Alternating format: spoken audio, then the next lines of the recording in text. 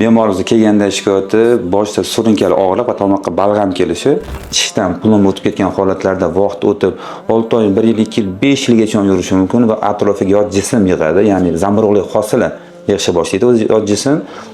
Operatsiya ko'rsatma bo'ladi. Operatsiya qilmasa boshga surunkali og'riq va tomoqqa balg'am kelishi va yomon hid kelishidan murojaat qilishga boshlashadi. Operatsiya qildik, bemorim juda ham yaxshi, o'zlari ham yaxshi, operatsiya ham juda ham zo'r bo'ldi. Alhamdulillah.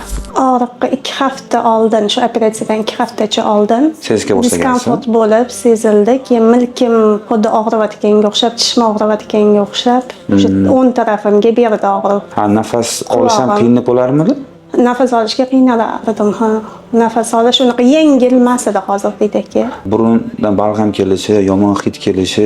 Ertalab uyg'onganimda shu balg'am bo'lar edi, ko'pincha tomog'imda balg'am bo'lardi. Qo'lingiz dard ko'rmasin, yana ko'p shunaqa bemorlarning dardiga shifo bo'lib yuring.